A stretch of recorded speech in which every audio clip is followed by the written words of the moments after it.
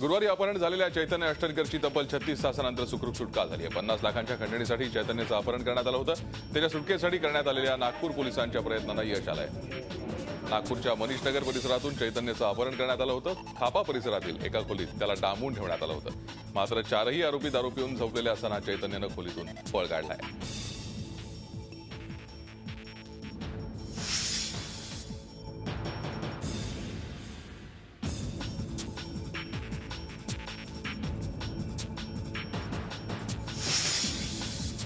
कोल्हापूर जिल्ह्यातल्या गांधीनगर इथले कापड व्यापारी श्याम कन्हैयालाल निरंकारी यांची अखेर सुटका झाली आहे। 2 कोटी रुपयांच्या खंडणीसाठी त्यांचं गुरुवारी सकाळी अपहरण करण्यात आलं होतं। श्याम निरंकारी फिरायला गेले असताना अज्ञातांनी त्यांचं अपहरण केलं होतं। दरम्यान शुक्रवारी त्यांना निपाणीजवळ सोडून देण्यात आलं। यातल्या अपहरणकर्त्यांचा शोध पोलीस घेत आहेत। कुख्यात गुंड आणि खुनातील आरोपी लहू ढेकणेनं कोर्टातून पळण्याचा प्रयत्न केलाय। कोल्हापूरमध्ये त्याला कोर्टात हजर केलं असता पोलिसांना गुंगारा देऊन त्यानं पळ काढण्याचा प्रयत्न केला। मात्र पोलिसांनी मोठ्या शिटाफीनं पाठलाग करून त्याला पुन्हा ताब्यात घेतलं। या पाठलाग नाट्याची कोल्हापूरमध्ये चांगली चर्चा रंगली आहे।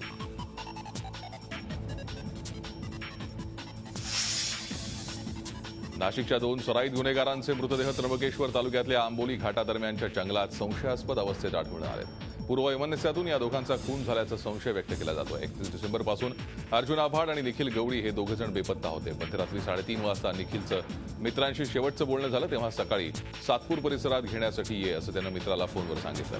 त्यानंतर त्याचा फोन बंद झाला। नातेवाईकांनी त्याचा शोध घेतला मात्र या दोघांचाही थांगपत्ता लागला नाही। अखेर शुक्रवारी दुपारी आंबोलीच्या जंगलात 2 मृतदेह असल्याची माहिती मिळाल्यावर स्थानिक पोलिसांनी पाहणी करत घटनास्थळाला भेट दिली। त्यांच्याजवळ असणाऱ्या ओळखपत्राच्या आधारे एकाची ओळख पटवण्यात पोलिसांना यश आलं।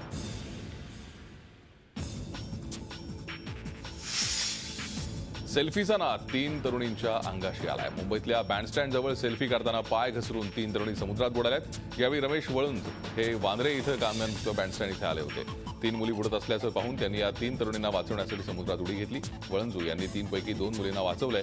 मात्र 3ऱ्या मुलीला वाचवताना वळंजू पाण्यात ओढले गेले। त्यानंतर वळंजू आणि एक तरुणी बेपत्ता झाले। अग्निशमन दल आणि लाईफ गार्डच्या मदतीनं या दोघांचा शोध घेणं सुरू आहे।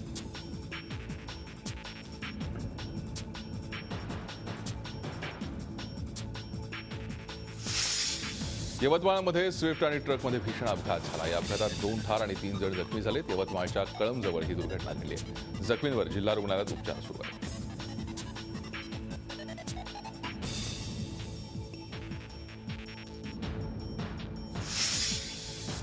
इंदापूरमध्ये बेकायदेशीर वाळू वाहतूक करणाऱ्या 9 वाहनांवर महसूल विभागानं कारवाई केली। तहसीलदार सूर्यकांत येवलेंच्या पथकानं बेकायदेशीररित्या वाळू चोरून घेऊन जाणाऱ्या वाहनांवरती कारवाई केली। बेगवण परिसरात सातत्यानं होणाऱ्या वाळू उपशामुळे इथल्या पक्ष्यांचं अस्तित्व धोक्यात येऊ लागलं होतं। निसर्गप्रेमींनी याविरोधात थेट मुख्यमंत्री आणि पर्यावरण मंत्रालयाकडे तक्रार केली होती। पोलिसांनी अटक केली आहे। टीव्ही स्टार ऋतू खन्ना हिचा विनयभंग आणि धमकी दिल्याचा राकेशवरती आरोप आहे। ऋतू खन्ना आपल्या मित्रासोबत लोखंडवाला भागातील एका कॉफी डे मध्ये गेली होती। त्यावेळी राकेश सावंत आणि त्याच्या मित्रांनी तिची छेड काढली। तसंच मोबाईलमधून तिचं चित्रीकरण करण्याचा प्रयत्न केला। यात दोघांमध्ये वाचावाची झाली। ऋतू खन्नानं ओशिवरा पोलीस स्टेशनमध्ये याबाबत तक्रार नोंदवल्यानंतर त्याला अटक करण्यात आली। सध्या त्याची जामिनावर सुटका करण्यात आली असून चौकशीत सत्य समोर येईल असं तो म्हणतोय। दिल्ली विद्यापीठात आयोजित राम मंदिर विषयावरील 2 दिवसीय शिबिराला एनएसयूआय आणि डाव्यांच्या विद्यार्थी संघटनांनी विरोध केलाय। दिल्ली विद्यापीठाच्या कॅम्पसमध्ये या संघटनांनी जोरदार निदर्शनं करत शिबिराला विरोध दर्शवलाय। शिक्षणाचं भगवीकरण होत असल्याचा आरोप या आंदोलकांनी केलाय।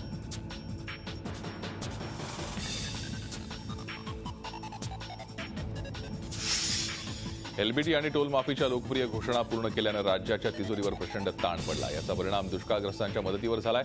यापूर्वी राज्यातील आघाडी सरकारनं 2013-14 साली आलेल्या नैसर्गिक आपत्तीत शेतकऱ्यांना केंद्राकडून आलेल्या मदतीसोबत राज्याकडूनही मदत दिली होती। मात्र निधी अभावी यंदा केवळ केंद्राच्या मदतीवरच समाधान मानावं लागतंय।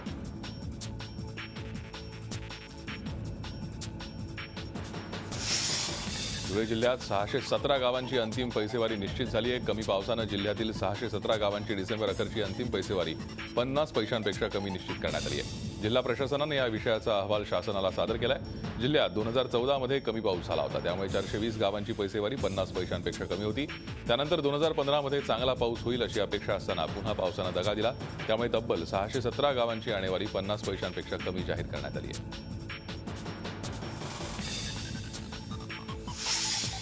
नव्यानं अस्तित्वात आलेल्या ग्रामपंचायतींमध्ये नांदेड जिल्ह्यातील नायगाव आणि हिमायतनगर या दोन ग्रामपंचायतींचं नगरपंचायतीमध्ये रूपांतर झालंय। नायगाव आणि हिमायतनगर या दोन्ही नगरपंचायतींसाठी येत्या 10 तारखेला मतदान होणार आहे। विशेष म्हणजे दोन्ही ठिकाणी काँग्रेस प्रदेशाध्यक्ष अशोक चव्हाण यांना शह देण्यासाठी सर्व पक्षांनी आघाडी केली आहे। चौपट दंड आकारून नवी मुंबईच्या दिघ्यातील अनधिकृत इमारती अधिकृत करण्याचं राज्य सरकारचं वचन आश्वासनच राहिलंय। कारण दिघा प्रकरणी मुंबई हायकोर्टात सुरू असलेल्या सुनावणी दरम्यान राज्य सरकारनं अनधिकृत इमारती दंड आकारून अधिकृत करण्यासंबंधी चकार शब्दही काढला नाही। 13 जानेवारीला होणाऱ्या सुनावणीतच दिघावासियांच्या भवितव्याचा फैसला होणार आहे। विनाशिक्षक शाळा केवळ राज्याच्या ग्रामीण भागातच पाहायला मिळतात असं नाही, तर मुंबईसारख्या शहरातही पाहायला मिळतात। नागोठाणे इथल्या पालिका शाळेतील काही वर्ग विनाशिक्षक सुरू आहेत। मुंबईच्या नॅशनल पार्कमधील कोंडीबाई चिंचपाडा इथून रोज अर्धा तास चालत येऊन नागोठणे इथल्या बीएमसी शाळेत नातीला सोडायला येतात। आदिवासी समाजातील कोंडीबाई शिकलेल्या नसल्या तरी नातीनं शिकून मोठं व्हावं आणि यासाठी धडपड करतायत। मात्र त्यांची नात शिकत असलेल्या 3रीच्या वर्गावर शिकवायला गेल्या 6 महिन्यांपासून शिक्षकच नाहीयेत। हीच तऱ्हा 6वीच्या वर्गाची या वर्गावरील शिक्षक निवृत्त झालेत, पण त्यालाही अद्याप नवीन शिक्षक आलेले नाहीत। त्यामुळे या दोन्ही वर्गात मुलांची टंगळमंगळ सुरू असते। तसंच शिक्षक नसल्यामुळे विद्यार्थ्यांची शाळेत येण्याची संख्या कमी झाली आहे। मध्य रेल्वेचा हँकॉक ब्रिज पाडण्याचं काम हाती घेण्यात आलंय। आज आणि उद्या मिळून एकूण 18 तास रेल्वेच्या वाहतुकीवरती परिणाम होणार आहे। दरम्यान शनिवारी रात्री 12:20 पासून रविवारी संध्याकाळी 6:20 हे काम सुरू असणार आहे। या कामादरम्यान मध्य रेल्वेवर धावणाऱ्या 100 लोकल सेवा रद्द करण्यात आल्या आहेत। राज्यातल्या बैलगाडा शर्यतींवरची बंदी केंद्र सरकारनं उठवली आहे। भाजपचे प्रदेशाध्यक्ष रावसाहेब दानवेंनी एका प्रसिद्धी पत्रकाद्वारे ही माहिती दिली आहे। बैलाचा छळ होत असल्याच्या तक्रारीवरून गेल्या सरकारच्या काळात शर्यतींवरती बंदी घालण्यात आली। या बंदीमुळे राज्याच्या ग्रामीण भागातल्या शेतकऱ्यांमध्ये मोठी नाराजी होती। केंद्र सरकारनं बैलगाडी स्पर्धांवरील बंदी उठवण्याबाबत घेतलेल्या निर्णयाचं रायगड जिल्ह्यात जोरदार स्वागत करण्यात आलंय। जिल्ह्यात अलिबाग, मुरुड, रोहा तालुक्यांमध्ये बैलगाडी शर्यत मोठ्या प्रमाणावर आयोजित केली जाते। अलिबाग समुद्रकिनारी कोळी समाजातर्फे होणाऱ्या शर्यतींना 50हून अधिक वर्षांची परंपरा आहे। केंद्र सरकारनं बैलगाड्या शर्यतींवरची बंदी उठवली। या निर्णयाचं स्वाभिमानी शेतकरी संघटनेनं स्वागत केलंय। बैलगाड्या शर्यतीवरील बंदी उठावी म्हणून स्वाभिमानी शेतकरी संघटनेनं वेगवेगळ्या ठिकाणी आंदोलन आणि मेळावे घेतले होते। काही पर्यावरणवाद्यांनी शेतकऱ्यांना जाणीवपूर्वक अडचणीत आणण्यासाठी कायद्याचा वापर करून ही बंदी लादली होती। युती सरकार राज्यातील शेतकऱ्यांना मदतीच्या बाबत विश्वास निर्माण करू शकलं नाही। 2 वेळा मदतीचं पॅकेज जाहीर करूनही शेतकऱ्यांच्या आत्महत्या थांबलेल्या नाहीत। त्यामुळे सरकारच्या तुटपुंज्या मदतीवर शेतकऱ्यांचा विश्वास राहिलेला नाही असा आरोप विरोधी पक्षनेते राधाकृष्ण विखे पाटील यांनी केला आहे।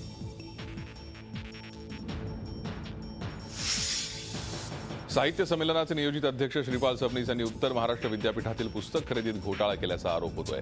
सबनीस हे तौलनिक भाषा विभागाचे प्रमुख असताना अभिप्रायार्थ भेट मिळालेली 41 पुस्तकं विकत घेतल्याचं दाखवून 5,500ची हातसफाई केल्याचा आरोप होतोय। मराठी साहित्य संमेलनाचे नियोजित अध्यक्ष श्रीपाल सबनीस यांच्या वादात आता काँग्रेस आमदार नितेश राणे यांनी ही उडी घेतली आहे। सनातन संस्थेच्या संजीव पुनाळेकर यांनी ट्विटरवर केलेल्या वक्तव्याला नितेश राणे यांनी उत्तर दिलंय। श्रीपाल सबनीस यांना गरज भासल्यास संरक्षण देणार, तसंच गोळीनं आम्हालाही उत्तर देता येतं अशा शब्दात त्यांनी इशारा दिला।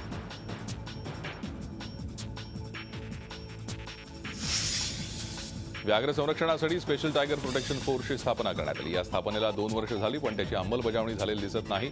4 बछड्यांचा करुण अंत झाल्यानंतर वनमंत्र्यांना घोषणेची आठवण झाली, पण ती घोषणा हवेतच फिरणार की काय असं दिसतंय। कारण स्पेशल टायगर प्रोटेक्शन फोर्स गेली 2 वर्ष कागदावरच आहे। नाशिक शहरातील इमारतींच्या कपाटाचा वाद आता चांगला शिगेला पोहोचला। इमारतींचं बांधकाम करताना 8x4 फुटांचं बांधकाम बाहेर काढलं जातं, त्याला कपाट असं म्हणतात। 1 वर्षापासून बांधकाम पूर्णत्वाचे दाखले रखडले असून सर्वसामान्य ग्राहक यात भरडला जातोय। त्यातही आजपर्यंत कपाटाचा अंतर्भाव करून बांधण्यात आलेल्या इमारती अधिकृत की अनधिकृत याबाबत संभ्रम कायम आहे। राज्यभरात लागणाऱ्या बेकायदेशीर होर्डिंग्सच्या विरोधात 26 जानेवारीपर्यंत कारवाई करण्याचे सर्व महापालिकांना आदेश देण्यात आले आहेत। मात्र अजून एकाही पालिकेच्या वतीनं या संदर्भात प्रतिज्ञापत्र सादर करण्यात आलं नाही। त्याबाबत उच्च न्यायालयानं राज्यातल्या सर्व पालिका आयुक्तांना शेवटची संधी दिली आहे। पुढील आठवड्यात जर प्रतिज्ञापत्र सादर झालं नाही तर न्यायालयाची अवमान केल्या प्रकरणाची कारवाई करावी लागेल असं उच्च न्यायालयानं म्हटलं आहे। स्वतःच्या वाढदिवसांचे आणि अभिनंदनाचे होर्डिंग लावून चमकोगिरी करणाऱ्या राजकीय नेते मंडळींच्या डोळ्यात नाशिकच्या भगवान मराठे या रिक्षा चालकानं झणझणीत अंजन घातलंय। पठाणकोटमध्ये शहीद झालेल्या जवानांचे होर्डिंग आपल्या रिक्षावर लावून पुष्पचक्र अर्पण करून या रिक्षाचालकानं श्रद्धांजली वाहिली आहे.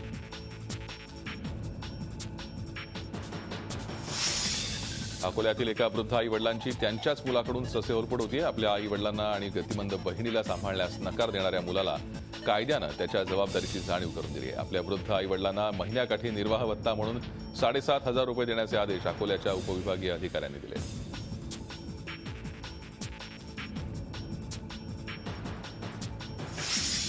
विविध क्षेत्रात गुरुशिष्य परंपरा पाहायला मिळते. हीच परंपरा नागपूर पोलिसांमध्येही पाहायला मिळाली. नागपूरच्या चैतन्य अष्टनकर अपहरण प्रकरण तपासात ही गुरुशिष्य परंपरा पाहायला मिळाली आहे. या प्रकरणाचा तपास झोन 1चे डीसीपी शैलेश बलकवडे करत होते. प्रकरणाची गंभीरता पाहून झोन 4चे डीसीपी इशू सिंधू त्यांच्या मदतीला धावून आले. बलकवडे यांनी सिंधू यांच्या मार्गदर्शनाखाली याआधी देखील काम केलंय. त्यामुळे पोलीस दलातील गुरुशिष्य परंपरा या निमित्तानं पाहायला मिळाली.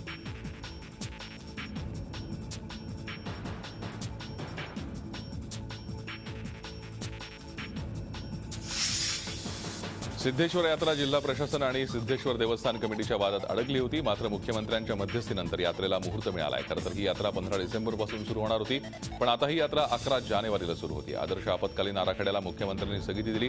त्यामुळे पूर्वापार चालत आलेल्या परंपरेनंच ही यात्रा सुरू होतीये.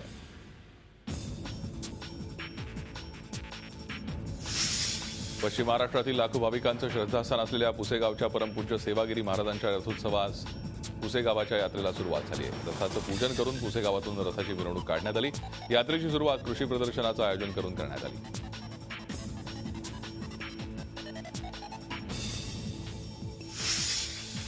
येळकोट येळकोट जय मल्हारचा घोष करत दक्षिण भारतातील सर्वात मोठी यात्रा म्हणून प्रसिद्ध असलेल्या नांदेड जिल्ह्यातल्या माळेगाव यात्रेला शुक्रवारपासून सुरुवात झाली. खंडोबाची भारतातली ही सर्वात मोठी यात्रा आहे. 5 दिवस ही यात्रा चालणार आहे.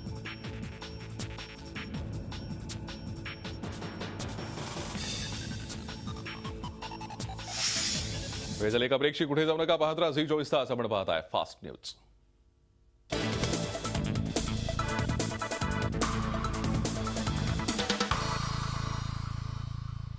पठाणकोटमध्ये झालेल्या हल्ल्याप्रकरणी लष्कराच्याच एका इंजिनियरला फितुरी केल्याप्रकरणी ताब्यात घेण्यात आलं. या लष्कराच्या अभियांत्रिक विभागात काम करणारा हा अभियंता पठाणकोट वायुसेना तळावरच काम करत होता. दहशतवाद्यांनी 11 फुटी भिंत ओलांडून वायुसेनेच्या तळावर प्रवेश केला. त्यावेळी फ्लड लाईट बंद करण्यात आले होते. त्यामुळे दहशतवाद्यांचा मार्ग सोपा झाल्याचा संशय आहे.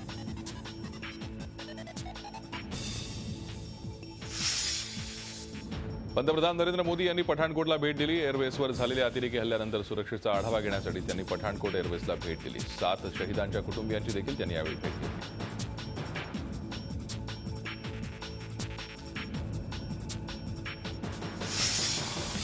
पठाणकोट हल्ल्यानंतर काँग्रेसकडून पंतप्रधान मोदींच्या पाकिस्तान दौऱ्यावर सवाल उपस्थित करण्यात येतोय. असं असलं तरी मोदींचे विरोधक मानले जाणाऱ्या बिहारचे मुख्यमंत्री नितीश कुमार यांनी शरीफ भेटीचं समर्थन केलंय. मोदींचा पाकिस्तान दौरा योग्यच होता असं आपलं वैयक्तिक मत आहे, असं नितीश कुमार यांनी म्हटलंय.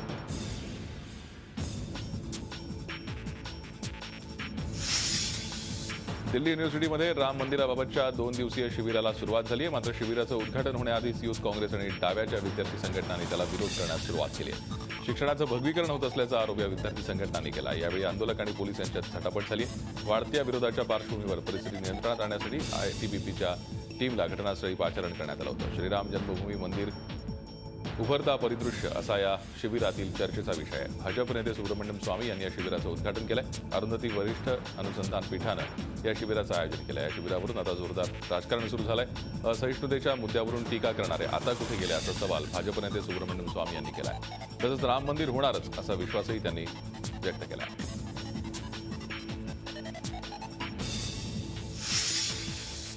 कोलकात्यामध्ये सध्या बंगाल ग्लोबल समिट सुरू आहे. एसएल ग्रुपचे चेअरमन डॉक्टर सुभाष चंद्रा या समिटला उपस्थित होते. तसंच डीडीसीएबाबत झालेल्या वादानंतर केंद्रीय अर्थमंत्री अरुण जेटली आणि दिल्लीचे मुख्यमंत्री अरविंद केजरीवाल या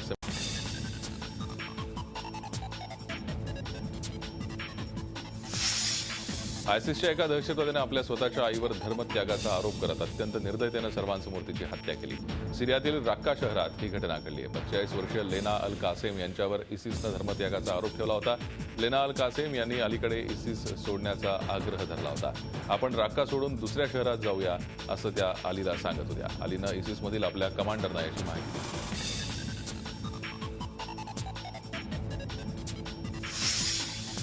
मिसळची रिसॉर्ट सिटी हुरगाडा हॉटेलमध्ये गोळीबारात 2 परदेशी पर्यटक जखमी झालेत. हल्लेखोर लाल सागर रस्त्यानं आले होते.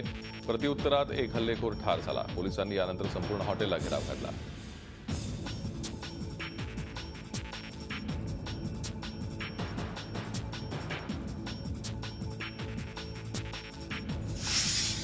जॅक्विन गोजवान लेआरो उर्फ अल चापो याला अटक करण्यात आली आहे. चापो 6 महिन्यांपूर्वी तुरुंगातून फरार झाला होता.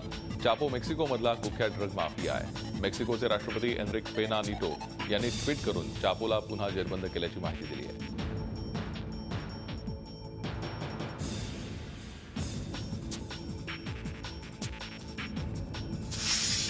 उत्तर कोरियात हायड्रोजन बॉम्बच्या यशस्वी परीक्षणानंतर नागरिकांनी जल्लोष केला. प्योंगयांग शहराच्या किम टू सुंग स्क्वेअरवरती सुमारे 1,30,000 सैनिक आणि नागरिकांनी आनंद साजरा केला. हे परीक्षण यशस्वी झाल्यानंतर बुधवारी उत्तर कोरियात सर्वांनीच आनंद साजरा केला. यावेळी शास्त्रज्ञांनी आपले अनुभव सांगितले.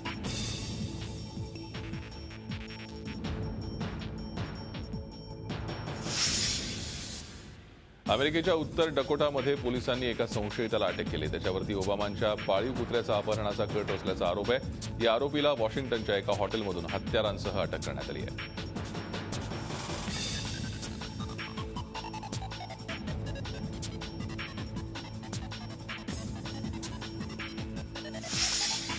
फिलाडेल्फियामध्ये आयसिस समर्थक पोलीस अधिकाऱ्यावर अंदाधुंद गोळीबार करण्यात आला. हा पोलीस अधिकारी गंभीर जखमी झाला. हल्लेखोराला पोलिसांनी अटक केली आहे.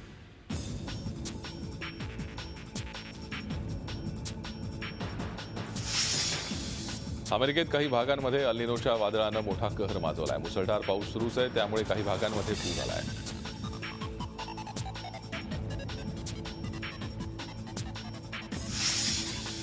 ऑस्ट्रेलियाच्या पर्थमध्ये दक्षिण भागात बसे यारलूप कसबेच्या जवळच्या जंगलात भीषण आग लागली. 53,000 हेक्टर परिसरात ही आग पसरली. या आगीत सुमारे 95 घरं पूर्णतः जळून खाक झाली आहेत.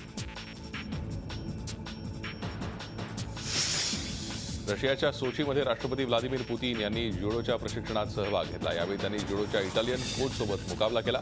ज्युडो प्रॅक्टिसनंतर आयोजित बैठकीत पुतीन यांनी ज्युडोचे कोच गांबा यांना रशियाचं नागरिकत्व प्रदान केलं.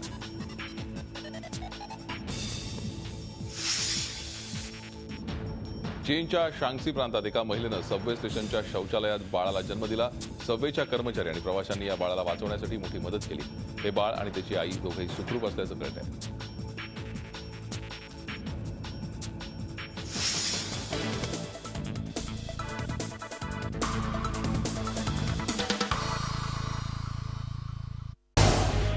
झी 24 तास रहा एक पाऊल पुढे.